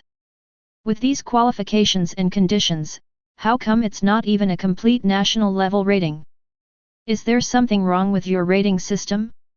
Explain now. Explain immediately. The system's cold, emotionless notification tone rang out. The host has expressed doubts about the overall assessment. The explanation is as follows: the ultimate power, range of effect, and stability of all skills, including special status skills, are based on the host's fundamental 5-dimensional attributes. When the 5 fundamental dimensions are weak, even if one possesses the same skills as an opponent, there will be a fundamental difference in actual combat performance, skill strength, and sustainability. Please stop your pointless complaints and focus your energy on improving your core 5-dimensional attributes. To reiterate, a strong foundation determines your potential. Also, please reflect on your past years. Have you worked hard? Has your strength increased? Hey? Salang was taken aback by this straightforward yet slightly sarcastic answer, and subconsciously muttered, "Just explain it, why the sarcastic tone?" "Brother Tongzi, tell me honestly, were you Eyebrow Pencil Boy's disciple in your past life?" The tone is practically identical. Never mind, it's more important to get down to business. After a brief, sarcastic comment about the system, Salang quickly turned his attention back to his work. Looking at the precious 3 points for slacking off, and the 2 skill enhancement scrolls in his space, he fell into a brief moment of thought. Based on the simple principle of when poor, fight alone, when rich, use overwhelming firepower, actually, having read the original work, he felt that having 1 outstanding quality was better than having 5 mediocre ones, as most world-class masters in the later stages had very obvious characteristics. Jiro quickly made a decision. "System, please allocate my slacking points, 2 points to technique, and 1 point to stamina." Technique is currently his strongest area and I feel it has the most room for improvement, and it directly affects the effectiveness of those flashy skills. As for stamina, that's an even more unforgettable pain. Just think of that famous scene in the original work where I fell asleep while fighting, it's so embarrassing. And that deadly awakening mode is also a huge drain on stamina. If you don't replenish your stamina, you'll be doomed if you fall asleep at a crucial moment. Ding! Attribute points successfully allocated. Current 5 dimensions updated. Speed, 5. Strength, 4. Stamina, 5. Technology, 7. Mental strength, 2. Total of 5 dimensions, 22. The panel refreshed, and the overall assessment section also changed, but it only showed a few dry words. Overall assessment, National Level Athlete. C.I. Lang looked at this evaluation, which was even more concise than the previous half-step national level evaluation, and was speechless for a moment. It seems my sharp tongue earlier has still made the petty system hold a grudge, as it can't even be bothered to give me a decent comment. Forget it, national level is fine, who cares about the evaluation? After comforting himself, he immediately turned his attention to the 2 golden skill enhancement scrolls. He's actually been thinking about how to use these 2 treasures for the past few days. Ultimately, he decided to use them on his innate skills, namely the talents left to him by the original owner, rapid interception at the net and awakening mode. There are 2 reasons. First, out of a sense of guilt and responsibility towards the original owner, after all, she occupied someone else's body, she felt it was necessary to carry forward this talent and forge her own path. Secondly, after careful consideration, mainly from watching a lot of anime, he discovered that these 2 skills are essentially states and instinctive reactions triggered by his own nerve reflexes, bodily instincts, and fighting will, belonging to passively triggered or actively activated physical abilities. This is much safer than those flashy active skills. Just thinking about Ryoga Ekaizen, that overpowered guy who can devour other people's skills, makes Jiro feel a chill down his spine. This level A signature skill has the highest safety factor and is the least likely to be targeted or taken away. Yes, let's do it this way. System, use skill enhancement scrolls. 1 to enhance quick interception at the net, and 1 to enhance awakening mode. Salang decisively ordered. Beep. Target skill detected. Using the skill enhancement scroll will cause a fundamental leap in the skill's form. The process is irreversible. Please confirm again, Do you wish to use skill enhancement scrolls for quick interception at the front line, LV.1, and awakening mode, LV.1? Confirmed. Confirmed. Hurry up. Salang said confidently. Ding. Skill enhancement scroll successfully used. Skill form evolving. In that instant, Jiro felt two powers quietly flowing deep within his brain and body. A cool sensation and a burning sensation flowed through my body. Countless fragmented pieces of information about nerve signal transmission, muscle fiber control, and the burning of will surged into my mind, only to be instantly sorted out, reshaped, and sublimated. On the virtual panel, the names and descriptions of the two skills began to flash and distort violently, finally settling into brand new, dazzling text. Current skill, Tezuka Domain. Special status, Eye of the Heavenly Emperor. Final movement, Limit Breaking Domain, evolved from awakening mode using the burning wool as a catalyst. An invisible limit-breaking domain instantly unfolds around oneself. Within this area, the host's physical functions and mental will be forcibly pushed beyond normal physiological limits, entering a brief state of perfect sublimation. Strength, speed, endurance, skill, and spirit all receive comprehensive, balanced, and significant improvements. These attributes resonate and synergize, unleashing combat power that surpasses current limits. During the activation of the domain, the host's movement precision and energy utilization efficiency reach their theoretical peak, resembling a perfect combination of precision machinery and violent power. Cost: a strong sense of overexertion follows the removal of the domain.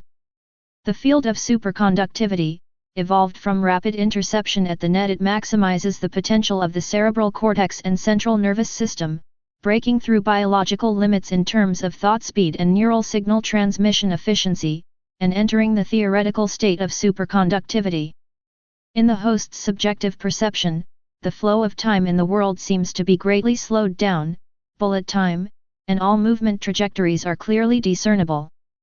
Their reaction speed is superhuman, and their movements are as precise as a pre-programmed machine.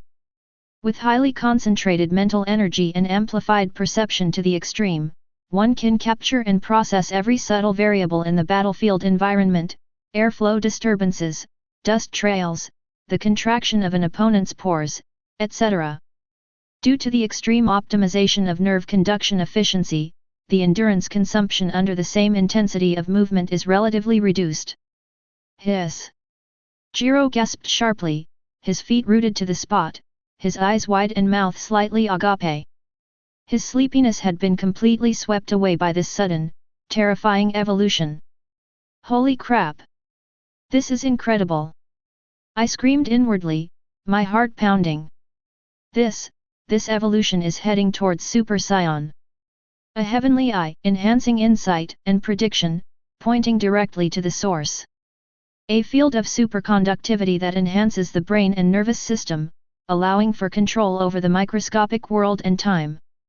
Then, another limit-breaking realm, directly enhancing both physical and mental attributes in every aspect, transforming into a perfect warrior.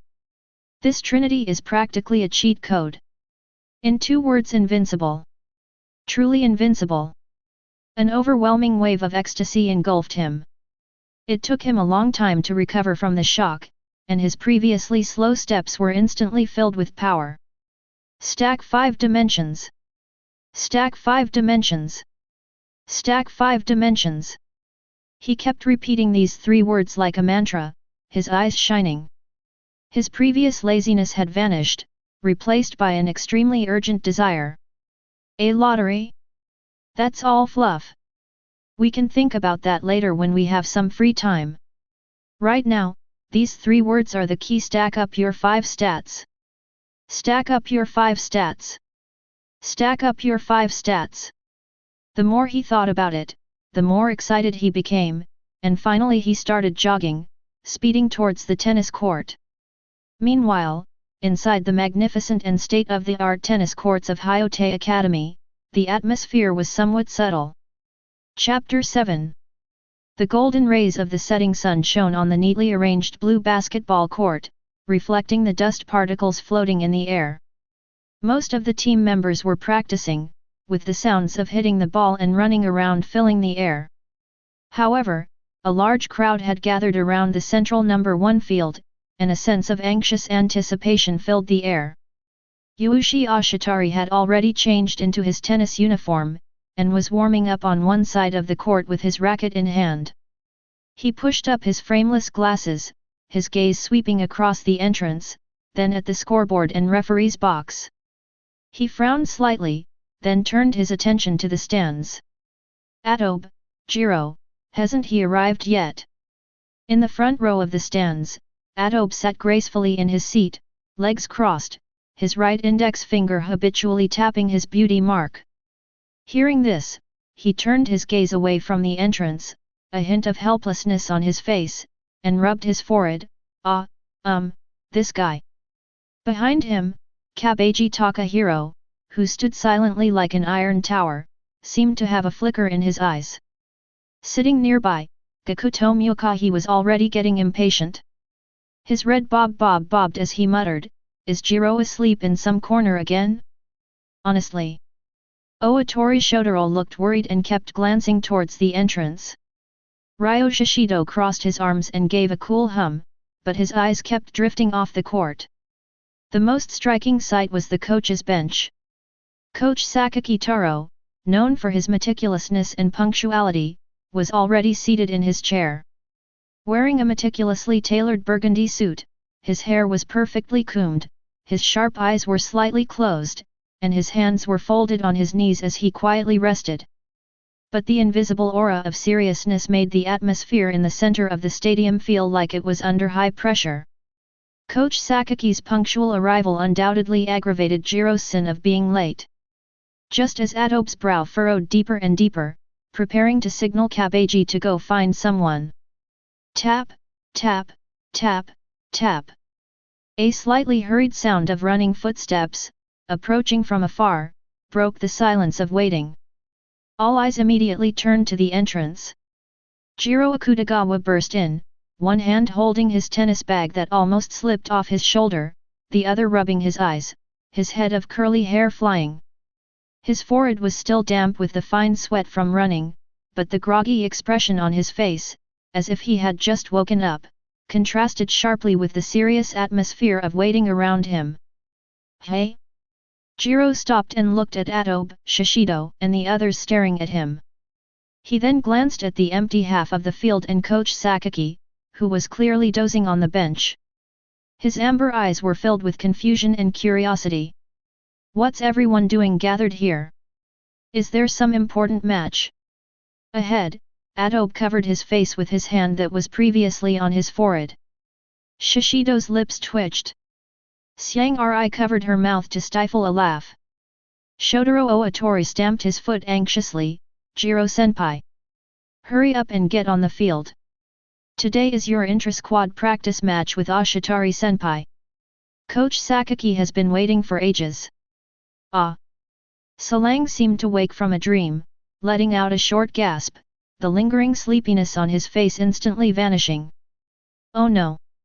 I overslept after school and completely forgot about it." As if someone had kicked him, he dashed towards the coach's bench at an even faster speed than he had come, leaving behind a sea of helpless gazes and low chuckles. "That complete idiot!" Adobe reluctantly lowered his hand, watching the brown figure that had come and gone in a hurry, feeling his temples throbbing.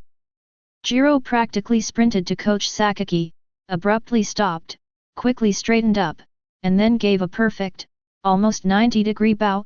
I'm so sorry. Coach Sakaki. I'm late.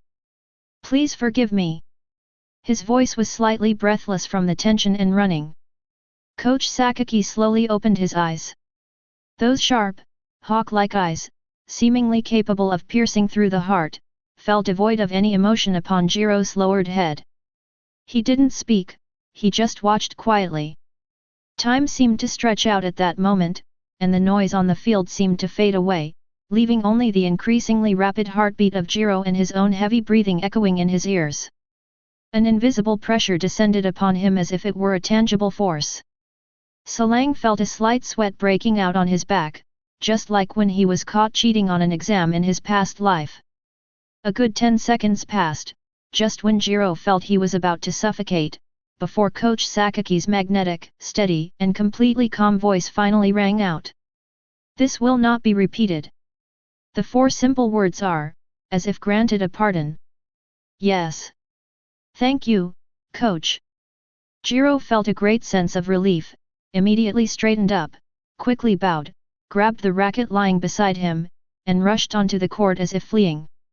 He didn't even dare to look at Coach Sakaki's expression at that moment. Running to his own half of the field, Jiro saw Usse Ashitari already standing opposite him, his face clearly not looking too good. Jiro scratched his messy curly hair sheepishly and gave him an apologetic, slightly silly smile. Sorry, Usse, after class, a cat blocked my way, so I was delayed. I'm so sorry to have kept you waiting. Alright then, you get to serve in the first set. Brother do. With a generous wave of his hand, Salang spoke in an air of grandeur. Usse Ashitari. Looking at the guy across from me, who looked so sleepy, it seemed like he really had just been a few minutes late by accident. Recalling his blank, completely oblivious look earlier, Renji felt a surge of anger mixed with speechlessness rising to the top of his head. He took a deep breath, forcibly suppressing the urge to roll his eyes, pushed up his glasses, the lenses reflecting a cold light, and his voice remained as calm as ever, but a closer listen revealed a hint of gritted teeth. No need to be so polite, Jiro. Let's begin if you're ready. I don't want to waste time arguing with you, let's see who's the best on the field. Shinobu is determined to teach this sleepwalking guy a lesson with his skills.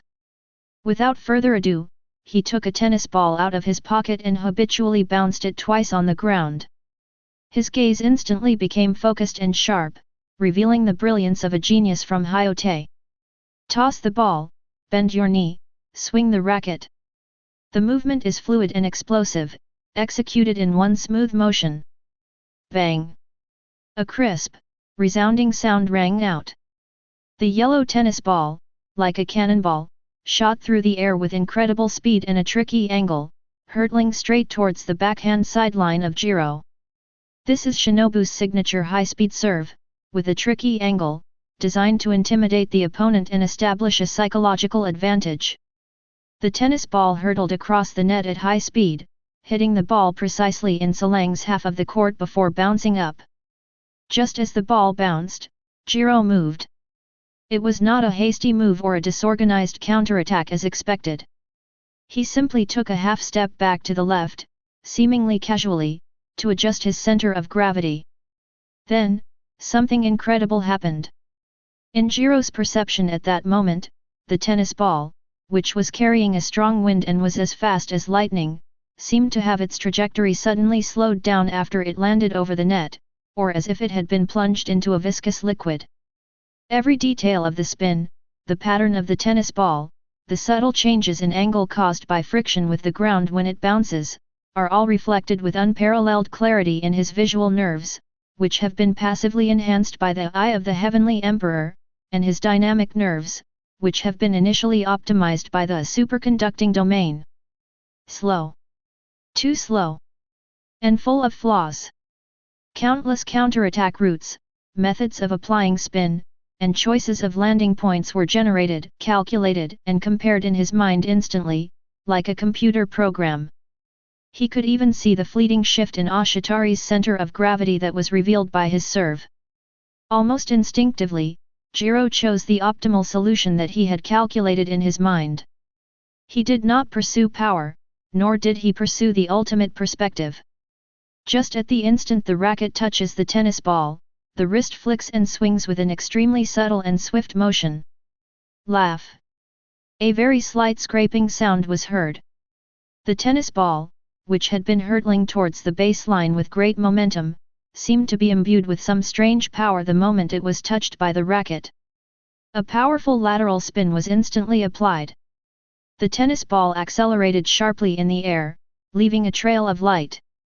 The tennis ball didn't fly directly to the baseline, Instead, it schemed the top edge of the net, shooting with an astonishingly low height and a terrifyingly fast speed, whoosh, towards the corner of Usse Ashitari's service court.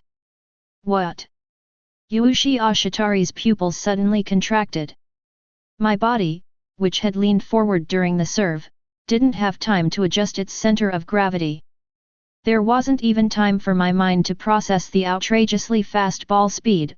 I could only watch helplessly as that streak of yellow light grazed the sideline less than 10 centimeters from the outside of my forehand side and slammed hard into the ground. Bang! The impact was precise and swift. Game, Jiro. 15-0. The referee's announcement rang out with a hint of surprise. The entire room fell into a deathly silence. Usse Ashitari froze on the spot, maintaining the slightly forward-leaning posture after his serve, as if he had been frozen in place. He stared in disbelief at the tennis ball still bouncing slightly at his feet, then abruptly looked up at Jiro, who still wore a slightly sleepy expression and seemed to have just casually returned an ordinary ball. Hey? They scored. Jiro himself was stunned for a moment, seemingly unable to believe that he had just made that exquisite return.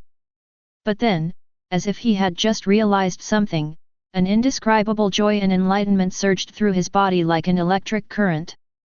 Passive. The passive effects from just those two newly evolved skills are terrifying. The improvements they bring go far beyond the explosive power of the activated state. They are subtly and comprehensively transforming and enhancing his fundamental tennis skills. Outside the arena, after a brief silence, an even bigger uproar erupted. What was that ball just now? Gakuto Mukahi jumped straight up from the stands, his red hair flying in the wind. Wow, so fast. So tricky. I didn't even see it clearly. Oatori Shotaro's mouth dropped open. Spin. It's an extremely strong lateral spin. Adobe Kigo unconsciously tightened his arms around his body, his eyes sharp as if they could see right through him. Applied at the very moment of receiving the serve. When did this guy's wrist control become so exquisite? Adobe Kigo, who had been relaxing and leaning back in his chair, had somehow begun to lean slightly forward. The fingers that had been supporting the beauty mark stopped, shock and intense interest flashing in the eyes, and an excited smile curved the corners of the lips. Ha! Spin! At the instant the ball bounces, using the monstrous flexibility and control of my wrist, I apply a lateral spin far exceeding what's typical. The intensity of the spin caused the return ball to accelerate a second time after crossing the net. Brilliant! Absolutely brilliant! C.I. Lang, you've really given me a huge surprise. Adobe muttered to himself, his voice filled with the pleasure of finally finding an opponent. Looks like tomorrow's match will be a chance to really let loose and have some fun. A fleeting glint of cold light flashed deep within those sharp eyes. On the coaching bench, Coach Sakaki Taro, who had been keeping his eyes slightly closed, now opened them completely. His hawk-like eyes were fixed intently on the brown figure in the arena, his sharp gaze seemingly trying to see right through Salang. The fingers resting on the knees tapped lightly. This Akutagawa Jiro, his transformation in strength is so drastic and thorough. This level of serve reception goes beyond genius intuition, reaching a level of almost superhuman calculation and ball control. For the first time, Coach Sakaki felt a strong desire to explore this routine intra-team practice match. Inside the arena, Usse Ashitari felt a chill creeping up his spine, and cold sweat uncontrollably trickled from his forehead, sliding down the edge of his glasses. The immense pressure felt like a solid boulder pressing on his chest, making it difficult for him to breathe. In his own service game, Jiro scored directly by returning the serve, and he couldn't even see the trajectory of the ball, let alone make an effective reaction. Calm down. Usse, calm down. I forced myself to take a few deep breaths, trying to suppress the panic in my heart. My gaze behind my glasses sharpened again, locking onto the figure opposite me who still looked harmless and was even starting to yawn again. Don't rush. Observe carefully. There must be a flaw. That last shot, it was definitely a coincidence. Yes, a coincidence. However, harsh reality quickly shattered his self-comforting illusions. Yuji Ashitari tossed the ball again and swung his racket. This time, he poured more power and spin into it, striving to deliver a high-quality serve with an even more tricky angle. Bang! The tennis ball shot out like an arrow once again. Salang's response still seemed so casual. Even just before he swung his racket to return the shot, Atobe and the others seemed to see him secretly cover his mouth and yawn slightly.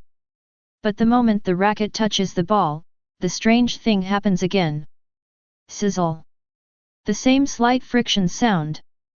The tennis ball accelerated through the air once more, its intense spin tearing through the air. Once again, it slammed precisely onto the sideline of Ashitari's backhand service court, skimming close to the net. Bang! The ball landed so precisely that Shinobu couldn't even touch it. Game, Jiro. 30-0. The referee's voice was tinged with numbness. Yuushi Ashitari's face turned pale instantly. This time, he saw it a little more clearly, that strangely accelerated tennis ball, that infuriatingly precise control of its landing point, it was no coincidence. Bang! Serve! Swoosh bang! Score by returning the ball. Game, Jiro. 40-0. Bang! Serve! Swoosh bang! Score by returning the ball. Game. First game over, Jiro wins. Game score 1-0. In Yuushi Ashitari's entire service game, he only managed 4 points before Jiro cleanly and decisively defeated him with 4 direct points from returns of serve. The match completely turned into a one-sided massacre. It was Jiro's turn to serve. He stood at the baseline, lazily bouncing the ball, seemingly not fully awake yet. Then, he tossed the ball and swung the racket. The movement looked unremarkable, even a bit weak. However, the moment the tennis ball leaves the racket, whoosh!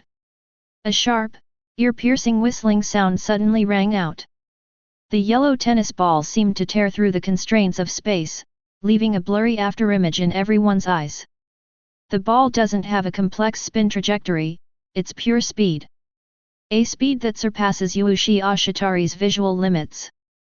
Bang! The tennis ball slammed into the depths of the service court, then bounced up like a cannonball, flying directly towards the net behind it. Ace! 15-0, the referee shouted. Yuushi Ashitari stood frozen in place, his body stiff, not even having time to swing his racket. He could only feel a gust of wind brush past his cheek, bringing a burning sting. Bang! Serve! Ace! 30-0. Bang! Serve! Ace! 40-0. Bang! Serve! Ace! Game! Jiro wins. 2-0. Jiro's serve ended much faster than Ashitari's. 4 pure, unreasonable aces. The speed, power, and placement were all unmatched by Ashitari. Yuushi Ashitari's prized insight and technical analysis appeared utterly pale and powerless in the face of Jiro's overwhelming speed. The ensuing matches became a stage for Jiro's individual abilities to shine, and also the darkest and most helpless nightmare of Ashitari Yuushi's professional career, at least for now. Chapter 8. Jiro didn't even use Tezuka's domain or Emperor's Eye for proactive prediction. With his reaction speed developed to the extreme by the superconducting field, his insight enhanced by the Eye of the Heavenly Emperor, and his terrifying skills strengthened to 7 points, especially his wrist control, combined with his innate talent at the net, he can do whatever he wants on the court.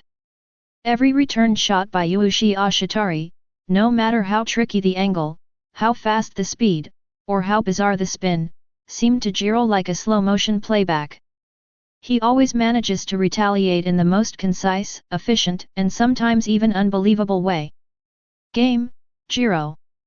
3-0. Game, Jiro. 4-0. Game, Jiro. 5-0. The number on the scoreboard, marked 0, accumulated like a snowball above Usse Ashitari's name. He gave it his all, using every skill he knew: high-speed serves, topspin, backspin, drop shots, lobs, slices, flat shots. He even tried psychological tactics. But in the face of overwhelming speed, reaction time, and technology, everything else seems so powerless. His proud thousands of unique skills seemed like child's play in front of Salang. Every meticulous calculation and strategy he devised was instantly shattered by Jiro's inhuman reaction and his simple, brutal return shot. His stamina was rapidly draining away in futile runs and desperate saves, while the guy on the other side seemed a bit more energetic than at the start. At least not as sleepy. Despair, like a cold tide, crashed against Usse Ashitari's mental defenses wave after wave. As the game progressed, a layer of fog formed on his glasses. The look in his eyes behind the lenses shifted from initial sharpness to shock, then to resentment, then to anger, and finally to a blank, numb expression. Sweat soaked through his tracksuit, clinging tightly to his body and outlining the slightly trembling silhouette of his frame. I felt my world collapsing. The pride that belonged to the Hyote genius and the Kansai wolves was being mercilessly and completely shattered, ball, by that yawning guy on the other side.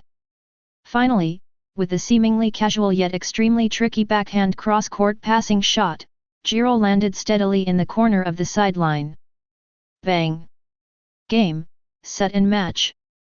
Salang wins. 6-0.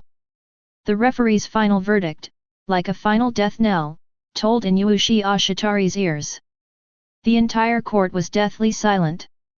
Only the soft, thumping sound of the tennis ball bouncing listlessly at the edge of the court could be heard. Usse Ashitari stood frozen in place, like a soulless statue. The racket in his hand drooped limply, almost slipping out of his grasp. He stared blankly at the rolling tennis ball, then slowly raised his empty eyes and looked blankly at the brown-haired boy opposite him, who was rubbing his eyes and didn't seem to have fully realized that the match was over. The immense sense of disillusionment and self-doubt swirled within him, engulfing all his ability to think. Who am I? Where am I? Was I really playing tennis? Seeing Ashitari's dejected and listless appearance, as if all his energy had been drained, Jiro realized that he might have gone too far. Slightly embarrassed, he scratched his head, put away his racket, and slowly walked to the net. As the two shook hands as usual at the net, Jiro's lazy voice suddenly rang in Shinobu's ear. No strategy is insurmountable by strength. If there is, it's simply because the strength isn't sufficient. The voice was very soft and faint, but it made Shinobu's cold hands stiffen slightly. His eyes, still empty and unfocused, seemed to flash with a fleeting glimmer of light. The two walked up to Coach Sakaki together. A withered, dejected flower, as if ravaged by a storm. The other one was equally listless, looking tired, as if he had just finished a trivial task, though secretly pleased with his newfound ability. Looking at the two people in front of him, who were so different yet equally listless, especially Usse Ashitari, who had almost lost all fighting spirit, a deep ripple finally crossed Coach Sakaki's usually calm eyes. This explosive leap in Jiro's strength has exceeded any of his previous expectations. As for Shinobu, this genius who is always calm, even a little too calm, if left unchecked, his current state may leave him with psychological trauma that is difficult to heal, and he may even fall into despair. Coach Sakaki slowly stood up, his gaze sweeping over Jiro and Ashitari, finally settling on Ashitari's lifeless face. He didn't say anything to Jiro, but simply issued the order in his deep, authoritative voice. "Ci Lang, you should go and rest." His tone was flat, revealing neither joy nor anger. "Hey? Oh, yes. Coach." Jiro replied quickly, feeling as if he had been granted a pardon. He secretly glanced at Shinobu, who was in terrible condition, and muttered to himself. "That seems a bit too much," he thought, and then quickly made his escape, preparing to find a familiar corner to continue his nesting and sleeping business. Coach Sakaki turned his gaze to Yuji Ashitari, his voice still steady, yet carrying an undeniable authority. "Yuji, come to my office." After saying that, he stopped looking at anyone, turned around first, and walked steadily toward the coach's office. Yuji Ashitari followed along, his steps unsteady, like a puppet on a string. His silhouette was filled with frustration and confusion. In the stands, Ado Kigo watched Ashitari's dejected figure being led away by Coach Sakaki, then glanced at Jiro, who was huddled on a bench at the edge of the field, his head nodding as if he were about to fall asleep again. His eyes flickered with an extremely complex light. There was excitement and anticipation for Jiro's sudden increase in strength, and concern for Ashitari's current condition, but deeper still, there was an almost cold-blooded resolve. She stood up gracefully, supporting her signature beauty mark, a meaningful smile playing on her lips, revealing a strong sense of ambition. A soft chuckle escaped, sounding particularly clear in the gradually quieting stadium. "Looks like tomorrow's internal match will finally allow me to play without any worries, and have a blast." His gaze swept across the court, over the players whose expressions varied in response to this overwhelming victory, and finally landed in the distance, as if penetrating the walls of Hyote and seeing a wider arena. "Let's go, Kabeji." Ado turned around, his elegant voice carrying an unquestionable command. "Yes." Kabeji followed silently, like the most loyal shadow. Ado's steps were firm and powerful. Shinobu's predicament? He wasn't indifferent to it. But he knew even better that from the Kansai genius who could score 6-3 against him in the first year of junior high, to the current Yuji Ashitari who is almost stagnant in the third year of junior high and satisfied with the results in the Kanto region. Ado's disappointment and dissatisfaction had long accumulated. Winning the national championship was never just a slogan for Ado Kigo alone. It was the goal that the entire Hyote Tennis Club had to achieve. However, his talented teammates, including his former friend Ashitari, seemed to have lost their way in the achievements they had made in the small pond of the Kanto region, becoming complacent and losing their drive to improve. Jiro's resounding, almost brutal victory today served as a powerful wake-up call, shattering the glamorous tranquility of Hyote. It clearly declares, either decay in slumber or transform in excruciating pain. Hyote. Ado murmured to himself, his magnificent voice carrying a resolute will, "It's time, to make a change." Looking towards the last golden rays of the setting sun on the distant horizon, a hint of frost appeared in my eyes. The call to the national tournament seemed to have already sounded over Hyote, and the shock and impact of this intra-team practice match was merely the beginning of this storm of change. Chapter 9. The golden rays of the setting sun bathed the magnificent tennis courts of Hyote Academy in a golden coat. The massive shadows of the magnificent buildings stretched slowly across the smooth green grass, but did nothing to dampen the jubilant crowd in the stands surrounding Stadium No. 1. More than 200 members filled almost every inch of the stands. Amidst the bustling crowd in the stands, the team members focused intently on the center of the field. An atmosphere of tension and anticipation filled the air, a grand performance was about to begin. Inside the court, the official members of the Hyote Tennis Club lined up in a row. Shotaro Oatori pursed his lips, his eyes focused intently. Gakuto Mukahi stood on tiptoe, unable to hide his excitement. Ryo Shishido crossed his arms, his expression serious, while Takahiro Kabeji remained as taciturn as ever. The most notable player was Yuji Ashitari, who was thrashed 6-0 by Jiro Akutagawa yesterday. The deep sense of defeat and self-doubt almost consumed him. Yet at this moment, he stood tall and proud, his gaze behind his glasses still sharp and calm, as if the gloom of yesterday had been completely dispelled. Clearly, Coach Sakaki Taro's unseen words of encouragement after the match precisely dispelled the gloom in Ashitari's heart, allowing this genius strategist of Hyote to truly be reborn. At the very front of their line, Coach Sakaki Taro sat upright in his coach chair. Dressed in a perfectly tailored burgundy suit, meticulous in every detail, his hawk-like eyes fixed ahead. Beside him were the two main characters of this highly anticipated intra-team practice match.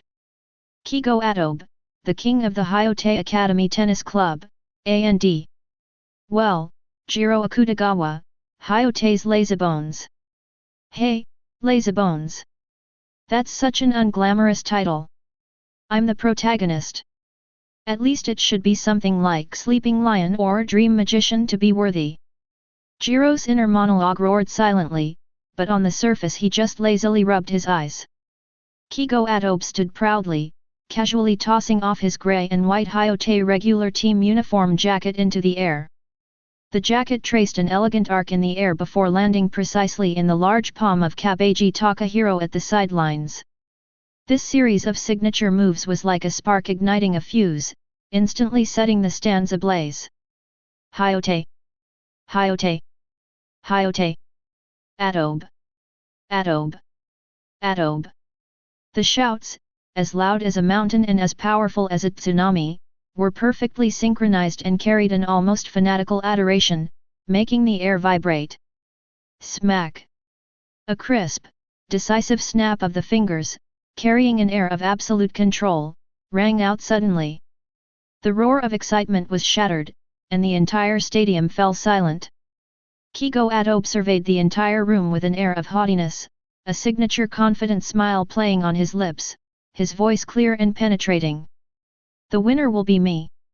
A long yawn shattered the deliberately created glamorous atmosphere. Jiro Akutagawa rubbed his sleepy eyes, dragged his feet as if he might collapse at any moment, and slowly strolled to the other side of the court. He casually stretched, loosening every bone in his body, before speaking in a lazy tone that was both drowsy and playful. No matter how many times I watch it, Minister, your opening is still so flamboyant and showy. Atobe's deep gaze swept over the perpetually sleepy man opposite him, unaffected by his teasing. His tone was calm yet icy, for or against, Jiro. He didn't even bother to lift his eyelids, as if choosing the right to serve was an extremely energy-consuming task. Jiro muttered casually, "Isn't it nice? I need to lie flat to sleep." The reason, as always, fits his sleepy god persona. The match begins. Atobe Kigo serves. The referee's voice rang out, announcing the official start of the match. All eyes, both inside and outside the stadium, instantly focused on the scene, and an atmosphere of imminent conflict enveloped the entire stadium. Watch closely, this match will be a valuable experience for each and every one of you. Coach Sakaki's deep and serious voice rang in the ears of the starting players behind him, carrying an undeniable admonition. Upon hearing this, Shinobu, Gakuto, Shishido, Oatori, and even Hiyoshi Wakeza all subconsciously straightened their backs, their gazes becoming more focused and sharp. C.I. Lang. Atobe deftly and steadily held the yellow-green tennis ball in his hand, his sharp eyes fixed on Jiro. Now, let me, your great lord, properly verify just how much of your strength in defeating Ashitari yesterday was genuine, and how much was fake. As soon as he finished speaking, his arm swung, and the racket sliced through the air with a soft whistling sound. Bang!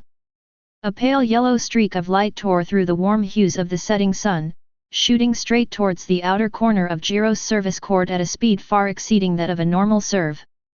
There was no dazzling spin, no tricky landing point, just the most basic flat serve, but its pure speed and power made Oatori Shotaro, who was good at ultra-high-speed serves, shrink his pupils and feel a huge wave in his heart. Wow, so fast! Is this just a regular serve? The captain's basic skills have actually reached this level. I clenched my fists instinctively, feeling immense pressure. Salang seemed to still be in a sleepy state, his eyelids drooping and his body appearing somewhat sluggish. However, just as the tennis ball was about to hit the ground and bounce up, a barely perceptible glint flashed deep in his brown eyes. As if guided by a force, my feet shifted casually, my arm extended, and my racket met the attack with a precise backhand slice. Bang! The ball flew precisely towards Adobe's midfield, neither too high nor too low, and the angle wasn't particularly tricky, but it carried a peculiar stickiness that made the ball's trajectory appear exceptionally stable. Adobe raised an eyebrow and met the attack without hesitation, swinging his forehand for a powerful smash. The tennis ball, accompanied by a sharp whistling sound, hurtled towards Jiro's baseline with even greater speed and a more difficult angle. Bang! Ci Lang moved quickly and easily into position, returning the ball with a forehand shot, maintaining its speed. Bang! Bang! Bang! The match opened with a dazzling display of high-speed rallies. The net seemed almost useless, the tennis ball gradually disappearing between the two players, but the sound of rackets striking each other resonated like rapid drumbeats in the hearts of every spectator. Without any probing or holding back, they immediately raised the intensity of the match to a breathtaking level. After several rounds of dazzling, fast-paced back and forth, a cold glint flashed in Adobe Kigo's eyes as he keenly spotted an extremely subtle opening in Jiro's defenses. With a sudden burst of force, the racket sliced out at an extremely concealed angle, sending the tennis ball in a bizarre arc, not aimed at the landing point, but directly at Jiro's wrist holding the racket. "Oh no!" someone on the sidelines exclaimed. Jiro seemed to be caught off guard, his racket was hit precisely, flew out of his hand, and spun in the air before falling to the ground. An opportunity! Without the slightest hesitation, Adobe leaped high into the air, his graceful posture exuding a powerful beauty, the sunlight outlining his perfect figure. Raise the racket high above your head, aiming at the half of the court that looks vulnerable now that the racket is gone. Here it comes. The minister's ultimate move, the waltz towards destruction. The team members off the field were so excited they almost jumped up, their voices trembling with fervor. This was Adobe's signature, gorgeous, and deadly second spike. In their minds, this shot was almost equivalent to a point. "Revel in my magnificent skills." Adobe's clear voice echoed throughout the court, radiating an air of complete confidence. However, just as he was about to deliver the fatal blow, he caught a glimpse out of the corner of his eye of something that caused him to pause his movement in an extremely subtle way. Salang, who should have been at a loss with his hands empty, had somehow and silently put his racket back in his hand. Beneath his languid expression, his eyes were calm and serene. But this momentary lapse in concentration didn't stop Adobe's spike, it only made him subconsciously adjust the landing point, smashing the ball hard into a theoretically absolute dead angle, far from Jiro's body. "Aren't you coming, Minister?" Jiro's voice, thick with sleepiness yet strangely clear, suddenly rang out, tinged with a hint of teasing. "Don't get too infatuated with my art." Before he finished speaking, Jiro's body seemed to lose its weight, and he instantly moved to his position with an incredibly fast slide. He didn't even try to return the powerful smash. Instead, at the critical moment when the ball had just bounced up and the power hadn't fully erupted, he flicked his wrist lightly, and the racket sliced through the bottom of the tennis ball. Whoosh! A blinding white light. The tennis ball no longer followed the parabola of a smash, but transformed into a straight beam of light, moving with speed exceeding that of a smash, grazing the net, just past Adobe Kigo's feet, and nailing itself firmly to the corner of the baseline. Bang! The sound of the tennis ball hitting the ground was crisp and startling, followed by the referee's announcement, tinged with shock and a hint of hesitation. Game, 15-0. Salang is in the lead. Dead silence. An eerie silence fell over the entire venue, as if the entire event had been paused. Everyone's expressions froze, mouth slightly agape, eyes wide with disbelief as they stared at Akutagawa Jiro, who was yawning on the field, as if his attack had been nothing more than a casual flick of the wrist. 2 or 3 seconds passed before a volcanic eruption of gasps and murmurs erupted. "Hey! You saw that? Senior Jiro!" He intercepted the minister's waltz towards destruction, and sent it back. "My God! How is this possible? That ball speed! That height! How could he possibly have reacted in time? The key isn't whether you can receive it or not. It's the volley. To return such a powerful smash with a volley, that requires incredible wrist power and ball control. Senior Jiro, you're incredibly strong. You've been hiding your true power. I knew it. Senior Jiro always sleeps to accumulate power. This is his true nature. So cool. The stadium was nearly drowned out by a chorus of exclamations, speculations, and adoration. Inside the arena, the expressions of the starting players were also incredibly interesting. Gakuto Mukahi's mouth dropped open, his jaw almost falling to the ground. He tugged at his partner's sleeve, his voice trembling, "Hey! Ashitari! Ashitari! Did you see that? Jiro, how did he do that? That was the captain's spike." Usse Ashitari adjusted his glasses, his eyes behind the lenses flashing intensely. He stared intently at Jiro, who had regained his languid posture, as if trying to see right through him. He didn't answer Ren immediately, but his tightly pursed lips and slightly twitching eyes betrayed the turmoil in his heart. He understood better than anyone the power and speed contained in Adobe's smash, and he knew even more how incredibly difficult it was to execute a precise interception under those circumstances. The image of himself being utterly defeated yesterday resurfaced in his mind, giving him a deeper understanding and awe of the strength that Salang was currently displaying. Ryo Shishido clenched his fists tightly, his knuckles turning white from the force, and his jaw clenched.